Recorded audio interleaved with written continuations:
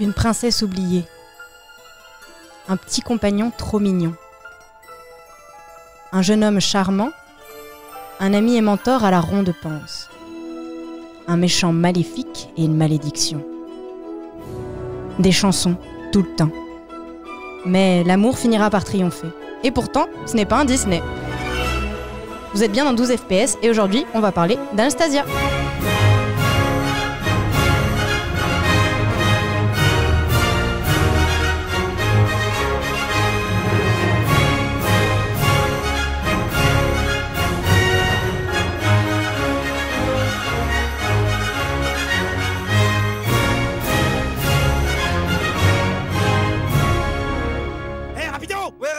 T'entends ce rythme endiablé? Ça fait danser les races. Madame Lomé, je suis content. Et ton bras. Efficace la potion. Ils mettent quoi dedans? La rivière Coaco. On connaît bien, hein, on y va tous les étés.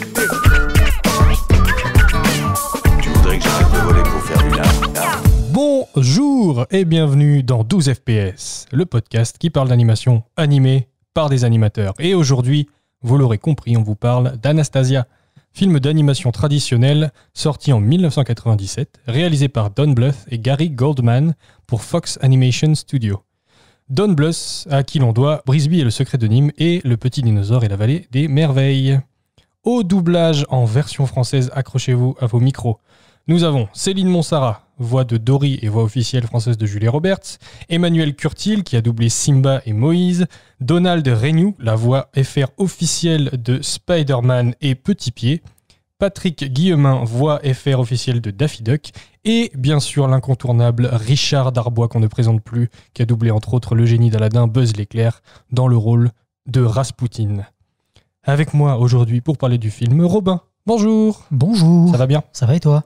Ça va pas mal, très content de parler de ce film. Oui. Et 12 FPS accueille aujourd'hui une nouvelle voix. Et il s'agit de Charlotte. Bonjour Charlotte. Salut. Ça va? Oui, merci. T'es contente d'être là? Bienvenue dans Ouais. 12 FPS. On est content de te recevoir. Avant de vous parler du film, on a un petit erratum. Attends, il faut pas que je m'écoute? Je suis bourré. L'erratum sur l'épisode de Paranorman. On cherchait le nom du compositeur de la musique, c'est John Bryan, qui a composé entre autres choses la musique du Grand Bain, film qu'on vous recommande. De Voilà. Gilles Lelouch? Oui, Mais non. bah si.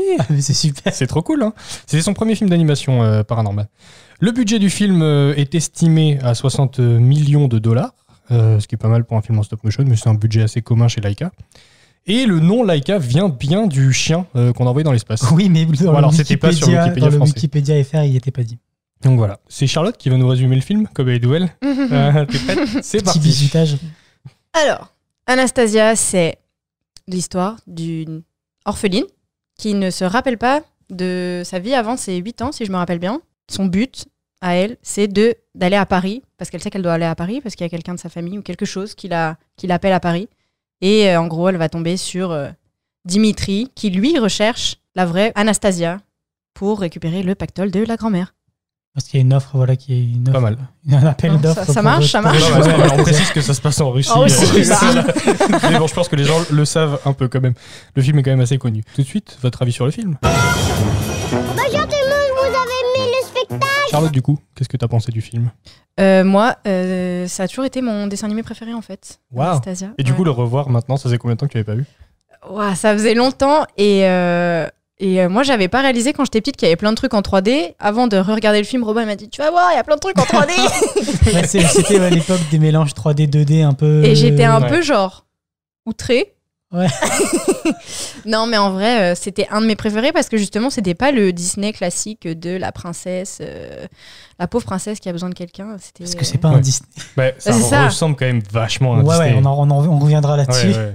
Mais ça reste que c'est une princesse. Bien sûr, c'est Mais histoire de une princesse complètement. moderne qui a besoin de personne. Ouais, Ouais. c'est vrai. Robin, qu'est-ce que t'as pensé du film? Alors moi déjà, je pensais avoir vu le film. Et en fait, non. Et en fait non. Je pensais l'avoir vu vraiment parce que j'avais été bassiné d'images étant petit. Et je pense peut-être à un moment donné, je pense que je l'ai vu ou des passages, mais On j'ai t'a pas, oublié. mais j'ai rien imprimé. Et déjà parce que je pense que j'étais pas tout simplement la cible des histoires de princesses quand j'étais un petit garçon. Et du coup, premier visionnage, c'était sympa. J'ai pas été transcendé ou ému par le film, mais ça nous a vraiment des bons moments visuels super intéressants et rares à voir maintenant finalement. Et je trouve que par contre, il y a beaucoup d'usage de la rotoscopie pour faire de l'animation et ça donne vraiment place à des moments un petit peu uncanny, un peu dégueulasses comme je suis ça. assez d'accord. Moi, ça m'a pas choqué. Hein. Et après, ça fait plaisir de voir un film d'animation qui prend place dans les débuts de la Révolution russe, parce que c'est parce qu'il n'y en a pas beaucoup en fait. Ouais, mais enfin, bon, bref, vas-y. Je trouve que le regard porté là-dessus est vraiment dégueulasse. Alors bien sûr, oui, mais on va y venir. C'est clair que c'est un film fait par des Américains, Ah, putain, donc c'est un truc de ouf, quoi. bah oui, donc c'est clair que C'est limite de la propagande à ce niveau-là. ouais, mais bien sûr, c'est fait par les Américains, c'est vu par les Américains, quoi. Puis moi, voilà, après toutes les périodes de la bourgeoisie russe avec les tsars et tout ça, c'est une période que j'adore. Donc moi, c'était un bon moment. Il y avait des trucs intéressants, des trucs plus chiants, mais c'était cool. Et toi, Jean, qu'est-ce que tu as pensé du film? Bon, moi, je l'avais vu comme Charlotte. Petit, et genre des centaines de fois ce film. J'ai adoré ce film. Là, je l'ai revu, j'appréhendais un petit peu. Franchement, le début est super cool. Ouais. Par contre, dès minute 1, je suis choqué. Avec la grand-mère qui explique ouais, on vivait comme des rois et tout. Ouais, je fais, ouais, ton peuple, il crevait de faim en fait. À côté, du coup, ouais. Mais bof. Il y a des chansons partout, tout le temps. C'est incroyable. Genre, j'ai mis un petit trait sur mon carnet à chaque fois qu'il y a une chanson. Il y en a 8 en tout dans le film. Wow. Il y en a 2 qui sont bien. Mais non. Non, sans déconner, il y en a vraiment 2 vraiment bien. Après, Ok, les autres, lesquels Quand elle chante dans la neige, là. Ah, ça, j'ai pas aimé, tu vois. Ah ouais. Celle, elle m'a celle, saoulé. où elle est dans le palais. Moi, Ouais, c'est une celle de dans mes le palais et préférées. celle de Rasputin. C'est les 2 que j'ai préférées. Oui, c'est vrai. Ouais, waouh. C'était un extrait, ça? Ouais, désolé, j'ai appuyé sur le bouton Ok. du jingle sans faire exprès. Sinon, l'histoire est toujours aussi cool. Le méchant Rasputin, moi, je l'adore. Très bien écrit. Ouais, très bien écrit. Je trouve que son animation est super cool. Le doublage de Richard Darbois, même si, comme tu as dit, des fois, il y a de la rotoscopie. Ouais. Et l'animation, moi, je trouve qu'il y a quand même quelque chose d'élégant dedans. Ils n'ont pas essayé de refaire du Disney, en fait. Dans l'ensemble, c'est quand même un bon moment, même si je me suis fait globalement chier à partir du moment où ils sont plus. À part, je crois qu'après la séquence du train, là, je me suis fait chier, en fait. Parce que je connaissais la fin aussi. Ouais, quand ils arrivent à Paris et tout, c'est un Ouais, peu. ouais, je suis là, oh, putain, c'est lourd. Donc voilà. C'était mon avis. Et on va pouvoir passer au coup de génie. C'est brillant, brillant, brillant. Des génies à l'état pur. Allez, c'est moi qui vais commencer. Mon coup de génie, c'est le moment où, après la première tentative d'assassinat de Anastasia par Rasputin, donc Rasputin, en fait, il a maudit la famille impériale de Russie, il pense les avoir tous tués, et en fait, il a vendu son âme au diable, c'est ça qu'on nous explique. Et en fait, tout le monde pense qu'il est mort, mais en fait, il n'est pas mort puisque Anastasia est encore en vie et que son existence maléfique et diabolique et pathétique est liée à la sienne. Et tant qu'elle ne sera pas morte, il ne connaîtra pas le repos. Il essaie de la tuer. Je crois que je me demande si c'est pas dans le train la première tentative. Si. Et super séquence d'ailleurs le train. Et ensuite, il en vient à se plaindre à son espèce d'acolyte tout mignon, la Bartok, et que c'est horrible, il n'arrivera pas à tuer. Et en fait, le Bartok, il essaie de lui faire un petit speech sur le stress et que c'est pas bon pour lui. Et c'est trop drôle parce que Rasputin, il est vraiment affreux. Genre, c'est vraiment un méchant horrible. Il se disloque de partout, il perd sa tête, ses côtes, ses bras. C'est un cadavre sur pattes. Et il a une voix vraiment, la voix de Richard Darbois, quoi, qu'on connaît, très rocailleuse, qui est très profonde et qui fait peur. Quand t'es gamin, ça fait peur. Et après, t'as Bartok à côté qui est tout mignon et qui fait ouais, je lui ferai, moi, je lui mettrai un petit coup de pied. et lui, il a une espèce de voix où il finit avec un crissement d'ongles sur son espèce d'artefact là, ou je sais pas quoi. Donc c'est très cool, il y a un beau contraste entre les deux personnages qui fait que t'as le comic relief et en même temps t'as le méchant. Je pense qu'ils auraient pas pu mettre le méchant tout seul, tu vois. Je pense que les enfants, ils auraient flippé. Ouais, parce que, comme tu dis, ils se disloquent de partout. Tu vois, là, quand il tend son bras pour attraper la puis même tout le relique. design, il a le nez crochu, il a la mâchoire en avant, les dents complètement Même des fois, il y a des défoncées. moments complètement surréalistes où il y a sa bouche qui tombe dans sa barbe. Ouais, Sa tête, il a carrément la tête qui va dans l'estomac. Oui, Et Et Bartok qui vient lui parler dans son estomac. Non, c'est des trucs, c'est ça que je dis dans les visuels, c'est des trucs qu'on voyait pas pour les C'est enfants. Et ça, c'est le côté Don Bluth. C'est ça, c'est le truc que Disney aurait pas fait en fait. Ouais, c'est ça. À côté de ça, il y avait, parce que j'aime bien le parallèle, il y a Hercule qui est sorti la même année chez Disney, avec Hadès, qui est un méchant quand même très iconique, mais qui, je trouve, va pas aussi loin dans le côté un peu gore, un peu horreur et très cruel, tu sais. Hadès, c'est un méchant cool un peu, tu vois. Il est pas si cruel que ça, il est pas si méchant que ça. Il est affreux, mais tu vois, il est plus drôle qu'affreux. Il est plus graphique. Ouais, grave. Et alors que Rasputin est vraiment très très cruel. Mais quoi. il est crade. Ouais, Après, moi, dans le. J'ai pas rebondi tout à l'heure, mais dans son introduction, tu sais, ils disent oui, on a cru en lui, c'était un saint et tout. Puis tu le vois arriver dans le palais là, mais tu vois qu'il a une sale tête et tu sais, Grave. faut pas juger les gens. D'ailleurs, physique, mais tu fais- l'arrivée dans le palais, c'est 200% maléfique dans La Belle au Bois dormant. Hein. Oui, oui. Ouais. Mais texto ça. Il Et, y a c'est- tout. et si tu le vois arriver, tu fais ouais, je peux pas juger les gens sur leur physique, mais là quand même, Ouais, vous avez quand pas mal même un un petit indice que le indice gars il est de- pas gentil. Ah, puis, pour moi, je suis allée checker sa vraie tête sur Ouais. sur C'est internet. ouf, hein. Bah, il est crade pareil, quoi. C'est Je sais que Dan Bluth, ils ont fait des recherches. Là, il y a beaucoup de dessins et de recherches graphiques sur chaque personnage. Ils sont vraiment tous développés dans différents habits pour être sûr de trouver le bon truc. Ils ont vraiment passé beaucoup de temps là-dessus, quoi. Voilà. Mais du coup, moi, c'est mon coup de génie. On peut en écouter un extrait tout de suite.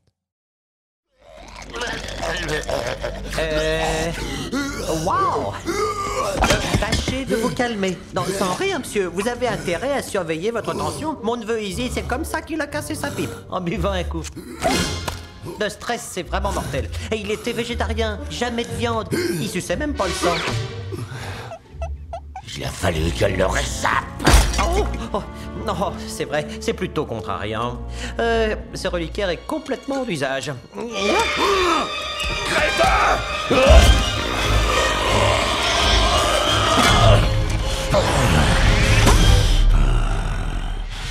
Je sais que vous avez le bras long, mais n'en faites pas trop. Rappelez-vous ce que je vous ai dit à propos du stress. J'ai vendu mon âme contre ce reliquaire. Ma vie, mon existence tout entière dépendent de lui. Et toi, tu as failli le détruire. Ouais, je reçois 5 sur 5. Tu le pètes, tu le payes. Exactement. Et ne l'oublie pas, espèce Oui. de misérable vermine. C'est toujours pareil, les barbus crient et les chauves-souris. Mais de quoi est-ce que tu parles? D'Anastasia, chef. Franchement, chef, je la démolirai en 2 secondes, chef. D'abord, je lui ferai yaha, et ensuite yaha, et puis après, je lui ferai youhou et yaha, et puis je lui donnerai un coup de pied. Oh, j'ai bien mieux que ça, l'esprit. Une mort plus distrayante, une mort plus cruelle, une horreur.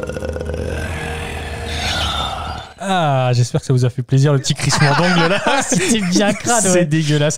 Donc moi j'aime beaucoup le doublage de Richard Darbois, mais c'est un doubleur que j'admire depuis très longtemps.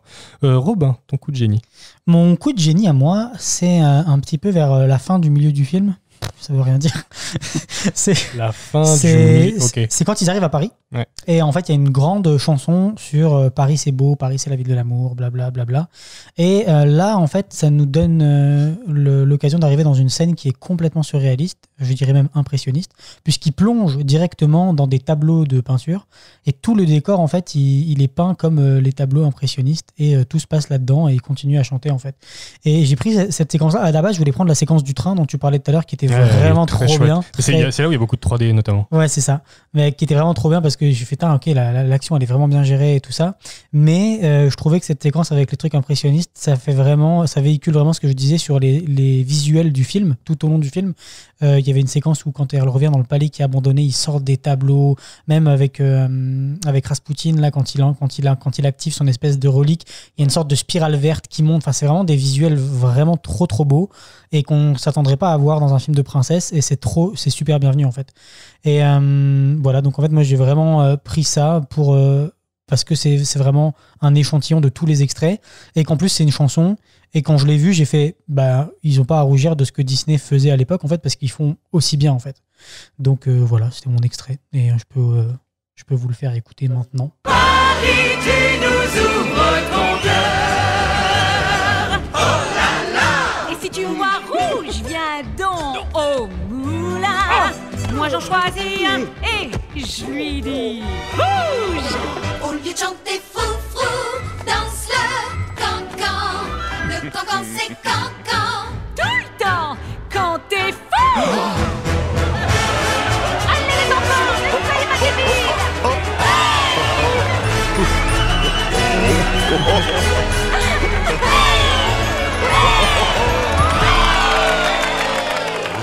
Paris te rendra ton enfance.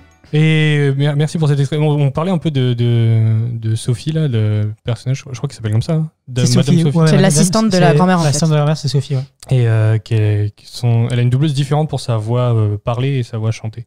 Bah, franchement, ça s'entend pas. Non, Bah, ça ils s'entend ont pas fait un trop. bon Ils ont travail, fait un bien bon sûr, travail. Mais je bien pense sûr. elles se sont accordées, les deux doubleuses. Moi, je trouve que son design, il me rappelle un personnage de Disney, à elle, mais je sais plus quoi. Parce qu'il y en a plusieurs comme ça dans le Madame film. Mime. Ouais, c'est ce que Madame j'allais Mime- dire. Madame Mime, pour Ouais. moi, c'est plus la mégère dans l'orphelinat au début, là. Ah, Ah, si, Et c'est ça, elle, oui, t'as raison. Elle, peut-être dans Bernard ah et non, Bianca. oui, Bernard et Bianca, ouais, c'est ça, la méchante. Je Ouais. sais plus comment elle s'appelle. Je sais pas, mais oui, dans le visage, il y a un truc. Bah, Ouais. Dan Bluth a bossé sur Bernard et Bianca, donc voilà. il y a possiblement Ouais. des inspirations. Oui, après, qui viennent bon, de là. comme il vient aussi de De Disney, Disney, on en parlera il y a après. carrément ça. Charlotte, qu'est-ce que c'est ton coup de génie? Moi, c'est vers la fin du film quand... Donc en fait, la grand-mère, elle en a marre de voir des actrices qui se font passer pour Anastasia. Sauf que c'est à ce moment-là que la vraie Anastasia arrive et elle refuse de la voir. Donc ils ont le plan d'aller à l'opéra et de la rencontrer à ce moment-là. Pas de bol, quoi. C'est ça, elle veut toujours pas. Et donc Dimitri fait son speech, Comme machin. de par hasard. Le moment où il y a Anastasia, elle veut plus voir d'Anastasia. Ouais.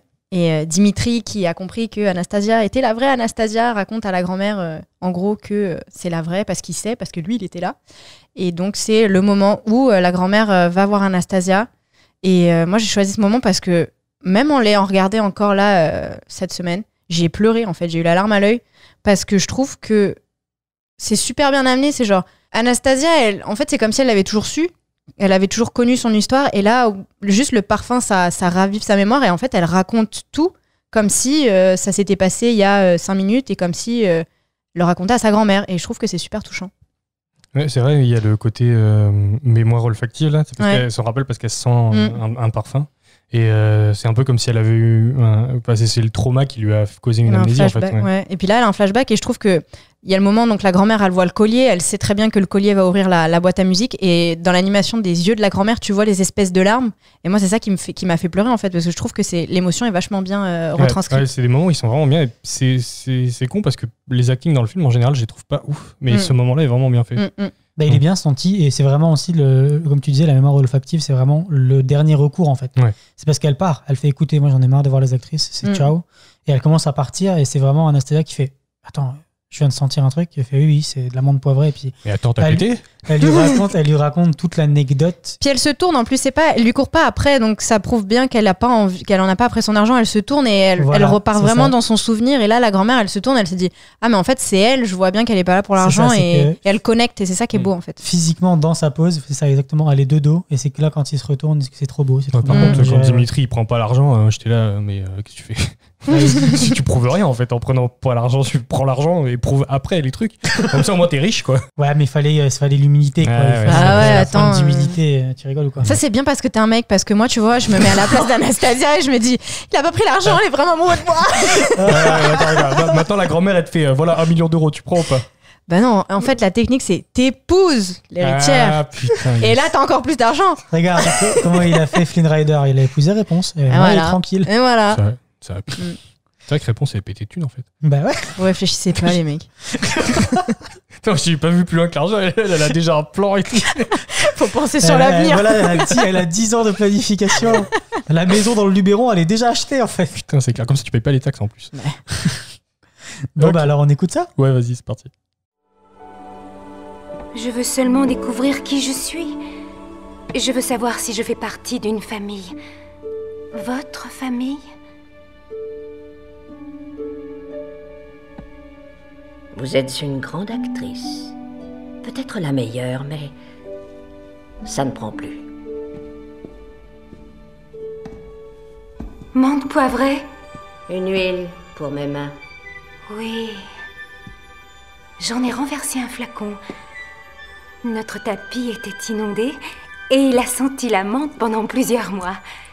Comme vous. Je m'allongeais sur ce tapis. Oh, comme vous m'avez manqué quand vous êtes parti. Quand vous avez émigré à Paris. Encore une fois, les doublages sont super bons, je trouve. Ouais, même là, juste sans l'image de l'écouter, ça m'émeut. Ça m'émeut beaucoup. Ça Tu m'émeut. veux que j'ai été chercher un mouchoir? Non, c'est vrai. Ok, on va pouvoir passer à la potion magique. Alors, gros Nébulix, qu'est-ce quoi? C'est quoi que tu nous prépares là, copain? Et Robin, qu'est-ce que tu nous as préparé? Alors moi, je vous ai préparé une rétrospective sur le cher bonhomme qu'est Don Bluth, parce qu'il a une vie très intéressante et très palpitante, et que en fait, il a réussi à être envisagé comme une sérieuse concurrence à Disney, et c'est pas peu dire, vu tout ce qu'il a fait. Donc déjà, Anastasia c'est sorti en 1997, et c'est vraiment la tentative d'aller sur les plates-bandes de Disney. Et pour Bluth, ça le sort vraiment de ses carcans habituels d'animaux, démoniaques, mélancoliques et d'intrigues super sombres, comme il avait fait dans ses films précédents. Donc depuis le début de l'animation dans le monde, il y a un studio qui est au top et qui est Disney. Et il l'a été pendant longtemps et il est revenu maintenant. Et il faut bien se rendre compte qu'à l'époque, il n'y avait pas de Pixar, il n'y avait pas de DreamWorks, il n'y avait pas d'Illumination, il n'y avait pas de concurrence en fait. 97, Pixar venait d'ouvrir. On va y revenir. Et il y a un mec qui, à force de travail et d'acharnement, il allait écorner l'édifice que Disney avait réussi à mettre en place. Et ce mec s'appelle Don Bluth. Donc ce mec, il est né au Texas, puis il a vite déménagé en Californie. Et c'est lorsqu'il a vu la Blanche-Neige pour la première fois qu'il s'est dit « Ok, c'est ça que je vais faire animateur ». Donc il a été déposé son CV et puis son portfolio à Disney. Et il s'est fait embaucher au début en tant qu'intervalliste à Disney sur quelques différents projets. Est-ce qu'on peut expliquer ce qu'est un intervalliste? Eh bien, c'est pas compliqué. Il y a les animateurs en 2D. Donc en fait, c'est surtout en 2D ce job-là. Donc il y a les animateurs clés qui font toutes les poses principales du personnage qui donc racontent l'histoire. Et puis ils veulent pas perdre de temps à faire les intervalles pour passer d'une pose à l'autre. Et donc il y a le métier d'intervalliste qui te permet d'apprendre à gérer les timings et les spacings selon les ordres de l'animateur par-dessus. Et donc c'est comme ça que tu apprends petit à petit à être animateur. Voilà, en 3D, ça s'appelle Maya. Ça s'appelle le spline. Exactement. Et petit à petit, il devient assistant animateur. Alors après, il y a eu une grosse période de sa vie où pendant 2 ans, il est parti. Parce qu'il faut savoir qu'il est mormon. Et du coup, il est parti en Argentine 2 ans faire des... J'ai cru que tu avais dit il est mort. Moi aussi, j'ai compris, il est mort-né. Il faut savoir qu'il est mort-né. Donc... Du coup, c'est vachement impressionnant ce qu'il a fait. Non, il est mormon et il est parti en Argentine 2 ans pour faire des missions humanitaires. Il revient à Disney après, et là en tant qu'animateur. Et donc là, il anime sur des films tels que La Belle au Bois dormant, Merlin l'Enchanteur, Robin des Bois, Bernard et Bianca. Mais il n'est pas satisfait des films que Disney produise, et surtout, il est vraiment pas satisfait de toutes les coupes budgétaires que Disney fait qui desservent le film pour sauver de l'argent. Ça le fait chier vraiment beaucoup. Alors, avec un ami qui s'appelle Gary Goldman, qui est co-réalisateur d'Anastasia, et d'autres amis, ils décident de réaliser un film d'animation pendant qu'il travaille à Disney, dans son garage. Ça a pris 4 ans. Au bout de cette production-là est sorti le film qui s'appelle Banjo le chat malicieux, qui est un film que je présume que vous n'avez jamais entendu parler. Jamais entendu parler. Jamais vu tout ça. Ben moi non plus. Et bon, voilà. Est-ce que ça vaut vraiment le détour? Je ne sais pas. Non, je dirais non. Vu les extraits que j'en ai vus, c'est pas fifou. Mais pour l'époque, ça a attiré beaucoup l'attention de pas mal d'investisseurs qui lui proposent de faire son propre film. Comme il est toujours à Disney, il en parle à Disney, il fait écoutez, il vient de se passer ça, et Disney lui rit au nez et lui dit écoute, t'arriveras jamais à faire ton propre film tout seul, laisse-nous tranquille. Et il avait déjà beaucoup d'amis qui tenaient avec lui à Disney, et donc en fait il claque la porte de Disney avec 15 autres animateurs et fonde Don Bluth Production. Ouh. Les gars perdent 15 employés d'un coup? Ouais. Yes, pas mal. Et qu'est-ce qui se passe là? Ils font un film qui s'appelle Brisby et le secret de Nîmes. Oui. Un film que Disney devait faire à l'époque et il avait refusé parce que trop sombre. Mais eux, ils ont dit non, on va faire ça. Et donc là, c'est plein d'animaux très sombres et vraiment, on voit vraiment l'amour dans ce film parce que le film, il est fabuleux. Mais ça n'a pas fait un si gros succès que ça. Et donc, ils tentent de faire d'autres films, mais petit à petit, ils rentrent moins en moins d'argent. Et donc, sa compagnie, elle se casse un peu les dents. Et il finit même par faire des jeux vidéo tels que Dragon Slayer. Donc, il fait les petites animations. Il fait le jeu vidéo donc animé en 2D Dragon Slayer. En 84, il fait la rencontre d'un personnage assez intéressant qui s'appelle Steven Spielberg. Et avec lui, ils vont faire Fievel et à la découverte du Nouveau Monde. Ça défonce tout au box-office. Et notamment, il rapporte plus d'argent que Disney avec Basile, détective privé. Oui, ce qui n'est pas étonnant, je l'ai dit. Pour un film de souris. Oui. Donc les gars, ils sont allés chercher loin quand même. Il enchaîne avec un autre film qui s'appelle Le Petit Dinosaure, qui sort le même jour que Olive et compagnie, volontairement. Yes. Parce que là, ils en ont vraiment marre. Ils défoncent Disney au box-office. Et donc là, on commence à avoir vraiment une sérieuse alternative avec Don Bluth. On se dit, ok, les gars, ils sont capables. Mais il se sépare de Spielberg et qui, lui, va fonder Emblemation. Et on vous en a parlé dans Les 4 dinosaures et les cirques magiques. Spoiler, c'était pas une bonne idée. Et donc là, en fait, pendant 10 ans après, tristement pour lui, c'est la traversée du désert. Il enchaîne plein de films d'animation, tous plus oubliables les uns que les autres, dont Pousselina, qui est moins oubliable. Ah non, ça c'est trop bien. Ouais, mais c'est pour ça que je le cite parce qu'il est moins oubliable. Et presque 10 ans après, il est de retour pour vous jouer un mauvais tour. La Fox lui offre un studio à 100 millions de dollars et bim, Anastasia avec son pote Gary Oldman. Il y a une suite à Anastasia, est-ce que vous le saviez? Moi, je le sais parce qu'à la fin, je m'en rappelais plus. Je cherchais la petite Bartok rose. La petite chérie de Bartok. Voilà, et ça s'appelle Bartok le Magnifique. Voilà, Bartok le Magnifique. Qui s'est Il vautré, l'a réalisé aussi, mais ça s'est vautré complètement. Je l'ai pas vu, je pense. Mais quand le film il est sorti, il a dit à Disney, alors les gars, comment ça se passe? Moi j'ai fait Anastasia, ça a bien marché. C'est pareil que vos films et tout. Qu'est-ce que alors? Mais bon. Disons que Disney, ils n'étaient pas trop préoccupés par ça parce qu'ils avaient d'autres choses qui se passaient comme ouvrir un studio qui s'appelle Pixar ou Katzenberg qui se barre chez DreamWorks. Donc en fait, c'était vraiment pas le problème, Ou Anastasia, à ce moment-là. Un animateur qui s'appelle Glen Keane. Voilà, commence à tout casser. C'est ça. C'était pas trop le problème pour Disney, donc il n'y a pas eu un gros retentissement pour Disney avec ça. Il enchaîne sur un film qui va signer sa fin, tristement, qui s'appelle Titan AE, Titan AE, que j'ai pas vu, que je vous déconseille de voir. Ça me dit quelque chose. C'est un film d'animation en 2D, 3D, mais avec des 3D dégueulasses. C'était un chaos. Ça a fait un chaos au box-office, un four noir monumental. Et la Fox, en fait, elle lui a dit, écoute, on va arrêter là. Sachant qu'entre-temps, la Fox avait commencé à faire de la 3D, il lui a proposé de faire L'Âge de glace. Mais il a refusé. Mauvaise idée. Le problème, c'est ça, le problème, c'est qu'il a refusé, bien que le film soit pas exceptionnel, L'Âge de glace c'est pas exceptionnel, mais le premier est cool quand même. Mais ça aurait rapporté de l'argent. Ouais. Et le problème avec Don Bluth, c'est ça, c'est qu'il était tout le temps en manque d'argent pour faire ses films. Et il y avait un autre truc aussi, c'est que dès qu'il ferme un studio... Tu sais ce qu'il aurait dû faire ? Il aurait dû avoir son père qui est propriétaire de Nike. On a vu que ça marchait vraiment bien. Ou faire des crowdfunding. C'est ça. Non, et en fait, à chaque fois qu'il fermait un studio, il en ouvrait un autre et tout. C'était un peu toujours le phénix qui renaissait de ses cendres. Et c'était vraiment super bien. Il y a beaucoup de trucs, d'étapes de sa carrière que je vous ai passé, mais il a ouvert à peu près 3-4 studios. À chaque fois qu'il en ferme un, il y a un autre investisseur qui arrivait et tout ça. Donc voilà pour les grosses lignes de sa carrière, un peu qui est le personnage. Et je pense que moi, il s'est un peu tiré une balle dans le pied quand il a arrêté de collaborer avec Spielberg. Parce qu'en fait, il aimait pas qu'on lui dise quoi faire. Et le problème, c'est que Spielberg, c'était vraiment le cerveau de la narration, de l'histoire et tout ça. Et lui, ça aurait pu vraiment être la méga main-d'œuvre super qualitative de l'animation. Et voilà. Puis après, je pense aussi la stratégie de sortir les films en même temps que Disney, ça peut être une bonne et une mauvaise stratégie. C'est couillu. C'est couillu. Genre maintenant, on le ferait plus. Maintenant, non, maintenant t'évites. Ouais, maintenant t'évites. Mais ce qu'on fait, par exemple, c'est on se dit, on va mettre la bande-annonce de notre film avant celui de Disney. Comme ça, on est sûr que beaucoup de gens vont le voir. Voilà un petit peu pour toute l'histoire de Don Bluth. C'est super intéressant. Il y avait plein de trucs que je savais pas, tu vois. Et le truc Titan et eux, je sais plus. Allez voir, franchement, ça vaut le détour, mais pour pas grand chose. C'est pas très beau, l'histoire est pas intéressante. J'ai regardé des extraits, j'ai regardé la bande-annonce et tout, c'est lourd, c'est pas très beau. Ça, franchement. C'est drôle parce qu'en fait, le personnage principal, en fait, on dirait Dimitri avec les cheveux décolorés. Putain, c'est un truc de ouf, j'avoue. Waouh! En fait, il a voyagé dans le temps, c'est ça. Ok, ou c'est son comment tu dis, son descendant. Qu'est-ce qu'ils ont sorti comme... Parce qu'on a dit qu'ils avaient sorti Hercule la même année. Il y a Aladdin qui est sorti 5 ans avant. 80, il y a Le Roi Lion qui est sorti chez Disney. Enfin, c'est pas une mauvaise décennie quand même pour Disney à ce moment-là. Quand Anastasia sort, je veux dire. Non, clairement pas. Mais en tout cas, il a quand même rapporté beaucoup au box-office. Et Disney, il pouvait vraiment se dire, ok, là, il y a une concurrence.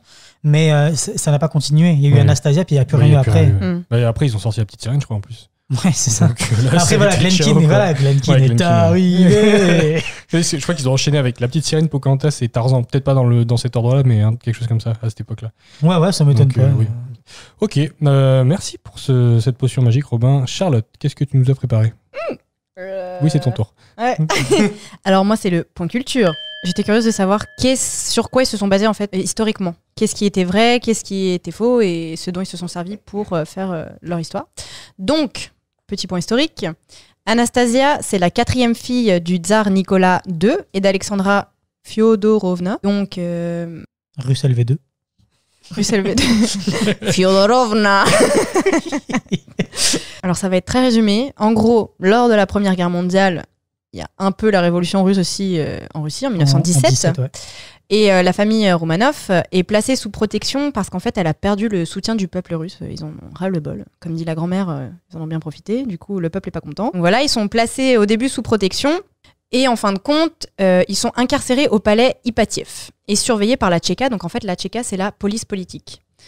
Donc ils restent pendant longtemps dans cette maison, donc tous les 7. Et dans la nuit du 16 au 17 juillet 1918, la Tchéka assassine toute la famille, par crainte que l'armée blanche ne les délivre. Donc toute la famille, mais évidemment pas toute la famille, parce qu'il y a la grand-mère, les oncles, les tantes, les machins, mais on va dire... Toute la famille qui est sur place. Le tsar, sa femme et les 5 enfants du coup, pour pas qu'il y ait de descendants Sympa. pour récupérer le trône. Pendant plusieurs années, il y a eu des rumeurs comme quoi Anastasia était pas morte, parce qu'en fait, plusieurs années après, quand ils ont retrouvé les corps, ils ont retrouvé que 5 corps. 5 corps. Il en manquait 2. Il en manquait 2, waouh. Il en manquait 2. Et ils pensaient qu'Anastasia était pas parmi les corps. Donc, il y avait plusieurs hypothèses comme quoi Anastasia elle avait charmé un des gardes et qu'elle s'était enfuie. Plein de trucs comme ça. Et pendant des années, il y a plusieurs femmes qui se sont fait passer pour Anastasia parce qu'évidemment, si ça marchait, il y avait un bon pactole à récupérer. Et l'une des plus connues, c'est Anna Anderson, qui a vraiment affirmé qu'elle était Anastasia. Il y a la grand-mère, notamment, qui est venue la voir pour essayer de voir si c'était elle. Elle a dit que c'était pas elle. Il y a un de ses oncles qui a dit que c'était pas elle, mais il y avait quand même une partie de la famille qui disait c'est peut-être elle. Parce qu'elle avait quand même des ressemblances, il y avait quand même des trucs qui matchaient. Premier truc bizarre, déjà, elle parlait plus russe. Elle avait complètement oublié comment on parlait russe. Donc déjà, sa grand-mère a dit c'est un petit peu suspect quand même. Parce que quand elle a disparu, elle avait 8 ans. Ouais, à peu près. Elle avait le même âge que dans le film. Du coup, tu sais oui. parler, tu te souviens de C'est ta ça. langue. Quoi. Ouais, Oui, c'était sa langue. Mais après, t'as des traumatismes qui te font oublier une langue. oui, non, complètement, bien sûr. Mais... Et elle parlait allemand ou polonais ou quelque chose comme ça. C'est un peu random. Polonais, tu sais. Oui, donc voilà. Donc en fait, ça a duré des années. Ensuite, elle est morte. Je crois qu'elle a réussi à se faire enterrer sous le nom de sa majesté ou je ne sais quoi, Anastasia, aux États-Unis, il me semble. Ouais, évidemment. Elle avait demandé à ce qu'il n'y ait pas d'analyse ADN qui soit faite à sa mort, sauf qu'ils ont gardé un morceau de son intestin, il me semble. Et en gros, ils l'ont comparé à... Je suis mauvaise, j'ai oublié de marquer tous les noms. À... merde, comment il s'appelle ? Au tsar Non, un Anglais. Ah, d'accord. Un membre de la famille royale anglaise, parce qu'en fait, c'était le cousin des Russes. Et en fait, ils se sont rendus compte que c'était pas elle. Et grâce à cette même ADN, on s'est rendu compte qu'en fait, c'était Franziska... Alors attention, c'est parti. Franziska Schwanzdowska, une Polonaise atteinte de troubles mentaux qui... En fait, elle a eu un choc dans sa vie, elle a perdu la mémoire et à ce moment-là, elle a dû entendre parler d'Anastasia et elle s'est dit je suis Anastasia. Elle a vraiment cru que elle pensait vraiment qu'elle était elle pensait vraiment qu'elle était Anastasia. Elle s'est auto-persuadée quoi. Et donc par rapport au film, c'est rigolo parce que ils ont quand même réutilisé cette espèce de mythe de une femme qui perd la mémoire, qui pense être Anastasia, mais bon, dans l'histoire, c'est juste le côté c'est trop bien, ça marche chez elle. Ça se trouve, en fait, non, c'est elle est polonaise. Par contre, le côté révolution russe, ils l'ont vraiment passé sous silence. Et même Raspoutine, parce que moi, dans mes recherches, bon, ils en parlent un petit peu. Ils parlent, en fait, c'était l'espèce de médecin, de guérisseur de la famille. Ouais. Et c'est vrai qu'il a pris une place méga importante. Il était vraiment très proche de la famille. Et au bout d'un moment, comme ça paraissait un peu suspect, ils s'en sont un petit peu séparés. Et il n'a pas apprécié. Et il y a eu une histoire un peu comme ça de je vous maudis, machin. Ouais. Mais, on va en parler juste après, mais ouais, c'était assez vénère comme histoire. Mais dans la réalité, apparemment, celui qui aurait fait assassiner la famille, ce serait Lénine. Ouais. Apparemment. Ouais, c'est bolcheviques, en fait. C'est les acteurs de la révolution russe. Raspoutine était plutôt du côté de la famille impériale. Il a rien à voir dans la mort de la il les aimait bien. Oui, voilà, plus ou moins, ouais. On va voir ça après. T'as quelque chose à ajouter sur l'histoire d'Anastasia ? La vraie histoire ? Moi, je vais vous parler du coup de Raspoutine et on a même un jingle pour ça.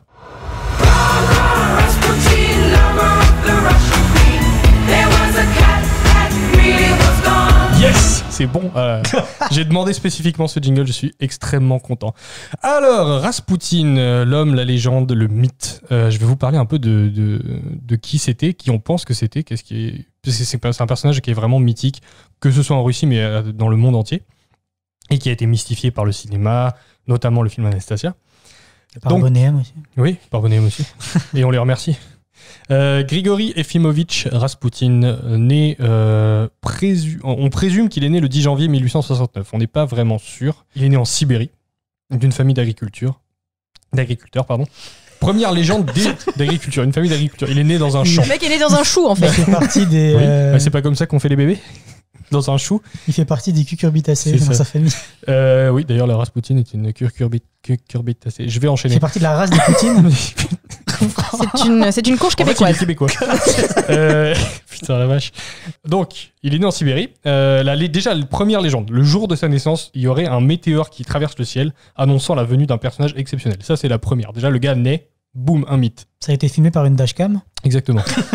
Alors, il y a des rapports de ça à cette époque de météores qui Des peintures, traversent. genre, ou Non, des écrits. juste des écrits. Des ouais. écrits, ok. Dès son enfance, on lui donne des dons de guérisseur et de voyant. Il parle aux animaux et tout. Il guérit des chevaux par le toucher, la parole, etc.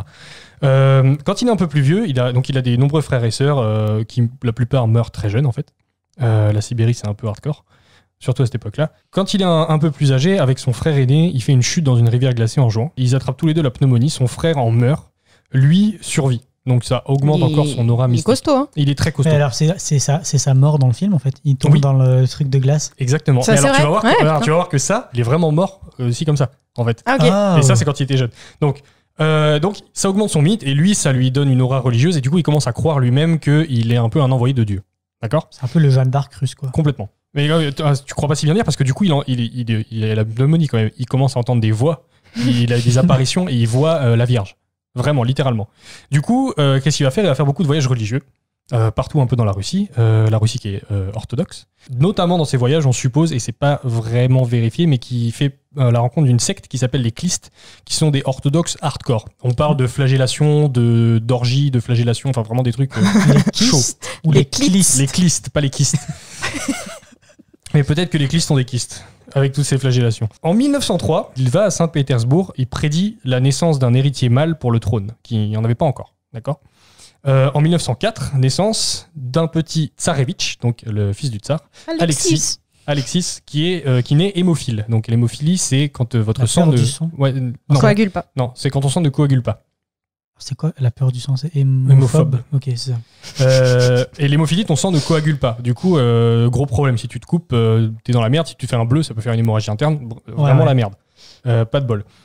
Par ses relations, il a pas mal de relations à travers l'église notamment. Et c'est vraiment un charmeur, Rasputin. Il devient le guérisseur officiel du petit Alexis. Avec sa magie, en fait, il va faire des appositions des mains, des trucs comme ça. Et il va réussir à améliorer son état. Surtout, en fait, ce qu'il va faire, ce dont on s'est rendu compte après, véridiquement, c'est qu'il a jeté l'aspirine qu'on lui donnait, parce que l'aspirine, ça empêche ton sang encore plus de coaguler, donc ça empire l'état de l'hémophile. Donc c'est vraiment pas bon. Surtout les aspirines de l'époque, quoi. Voilà. Et qui devait être bien chargé. Il se rend complètement indispensable, il charme la tsarine, on suppose même qu'il a eu une relation avec elle, dans le dos du tsar. Il arrive même à guérir le prince à distance par des prières, alors que le prince est en voyage. C'est un truc de ouf. Le mec est guérisseur Wi-Fi, quoi. Exactement. Il a de plus en plus d'influence politique, militaire, et il survit à une première tentative d'assassinat. Une femme qui essaie de le poignarder, il survit. Elle l'a poignardé, hein, donc, mais il survit à ses blessures. Après avoir fait Voilà. la pneumonie, Et on le lui prête poignardage, même tellement d'influence qu'il aurait pu presque empêcher la Première Guerre mondiale. Waouh.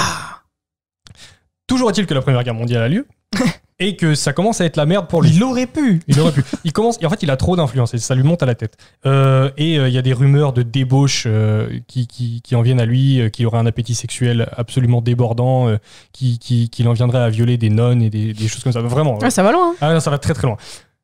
Peu avant sa mort, il fait une prophétie à la tsarine, dont il était très proche. Donc, il lui dit : « Je mourrai dans d'atroces souffrances. Après ma mort, mon corps n'aura point de repos. Puis tu perdras ta couronne. Toi et ton fils seront massacrés, ainsi que toute ta famille. Après, le déluge passera sur la Russie. Elle tombera entre les mains du diable. » Tout ça, c'est vérifié. Il est assassiné en 1916. D'abord, il est empoisonné. Il se relève. Ensuite, on lui tire 3 balles dans le corps. Il se relève.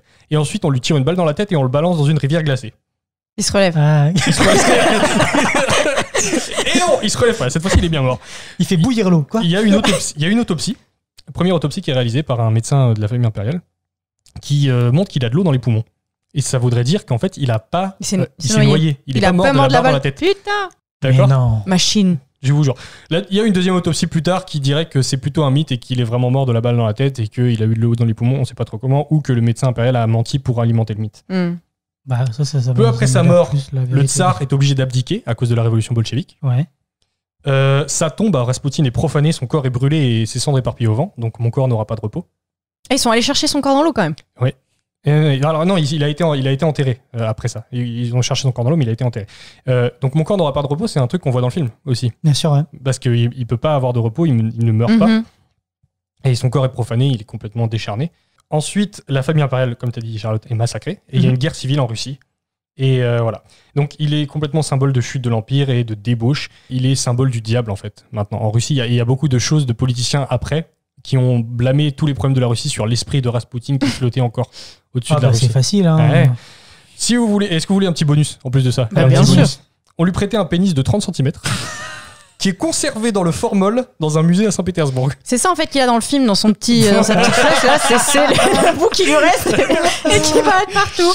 Donc voilà, c'était l'histoire de Rasputin et je trouve que c'est fascinant. Il y a vraiment de tout et de n'importe quoi. En fait, tu te rends compte que c'était surtout un grand malade et que c'était quelqu'un qui avait énormément de charisme. Et je pense que c'était un gros baratineur. Bah, du charisme, c'était pas physique, hein, Ouais. parce que je te jure que. Non, alors, il est très moche. Par contre, il était gigantesque et Ouais, avec des paluches énormes. Apparemment, C'est il vrai avait qu'il des avait mains l'air comme très des très grand. assiettes. Ouais. Dans le design, Voilà. on les a retrouvés. Non, ils ont fait un beau Parce que travail. Nicolas d'étude des à personnages. côté, là, Alexandra allait se taper Rasputin, Nicolas à côté, c'est Ouais, quand, non, c'est voilà. quand même mieux quoi.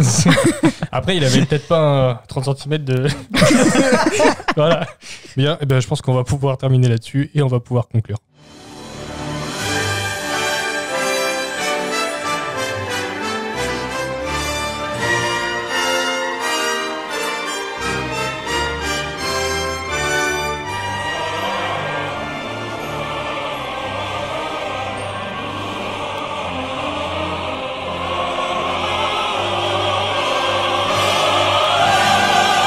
C'est parti, c'est déjà à la fin du podcast. Mais avant, recommandation. Robin, quelle est ta recommandation? Ma recommandation, c'est un autre film d'animation qui traite aussi de la bourgeoisie russe.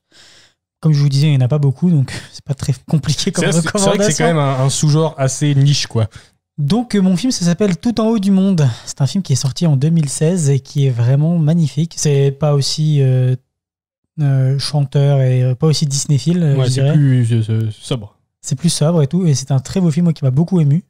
Une très très belle histoire. Et d'ailleurs, le réalisateur vient de sortir son nouveau film qui s'appelle Calamity, qui a été. Il y a eu des extraits qui ont Annecy, gagné ouais. le Crystal Annecy cette C'est année-là. ça, a l'air qui a gagné le Crystal tellement Annecy bien. et ça a l'air trop ouf. Et je suis deg Ouais. de qu'Annecy a été bloqué à cause Qui, du Covid. c'est mais Folimari c'est Folimage. Folimage, pardon. Ouais. C'est Folimage, oui, qui a fait le film. Oui. Ouais. Et c'est donc ça, après. et c'est Sacre Bleu aussi. Sacre Bleu, peut-être, ouais. c'est peut-être ça Sacre aussi, Bleu. Sacre Bleu. On vous donnera les détails après. Voilà, donc c'est ma recommandation. N'hésitez pas à aller voir ce film, foncez, Ouais. parce que c'est déjà une esthétique visuelle super différente de ce qu'on a l'habitude de voir. Et l'histoire, elle est vraiment super belle. C'est très très cool. Ouais. Charlotte, quelle est ta recommandation? Moi, c'est une série, ça va être The Queen's Gambit. C'est la nouvelle série Netflix sur la prodige des échecs. Le rapport, une femme rousse aux cheveux courts. Et au bout d'un moment, et dans un épisode, elle doit affronter un russe qui s'appelle Burgov. Ouais, ça marche. On Donc prend. Là, voilà. on est passé en russe LV, attention. C'est ça. Et c'est adapté d'un bouquin d'ailleurs, mais je sais Ouais. pas si c'est une histoire vraie. Je crois pas, hein. Je pense pas. Je pense que non. Je pense pas que c'est une histoire vraie. Ok, d'accord. Mais moi, on en a parlé tout à l'heure, ça va être un autre film de Don Bluth, c'est Brisby et le secret de Nîmes. Je peux que appuyer la recommandation de ce film. C'est absolument sublime. C'est très sombre, l'histoire est très belle. Il y a des personnages incroyables. Moi, je me rappelle encore et toujours du personnage du hibou qui me fait flipper comme c'est pas permis. Ouais, là, moi, je l'avais vu petit. Et quand t'es petit, c'est pas, pas bien, quoi. Mais c'est bien, ça. Mais ouais, le film est vraiment, vraiment super beau. Moi, j'ai vraiment envie de le revoir. Donc voilà. Je pense qu'on va l'aborder dans le podcast à un moment ou un autre. Moi, juste pour revenir sur ma recommandation, donc le réalisateur s'appelle Rémi Chaillet et la société de production, c'est bien Sacre Bleu. C'est Sacre Bleu, d'accord. Donc c'est pas Folimage. Ok, Voilà. Mais merci. Écoutez, en tout cas, la prochaine fois, on vous parlera du Chant de la mer. Et merci de nous avoir écoutés. Et n'oubliez pas, allez voir des films d'animation. Bis. Au plus noir de la nuit, c'était l'enfer, le calvaire. Un horrible cauchemar me remplissait d'effroi. J'en ai perdu mes esprits. Un corps partait en charpie. Quand j'ai ouvert les yeux, le cauchemar, c'était moi. J'étais le plus grand sorcier de la Sainte Russie. La traîtrise impériale fut une erreur fatale. Maudits, ils ont tous péri.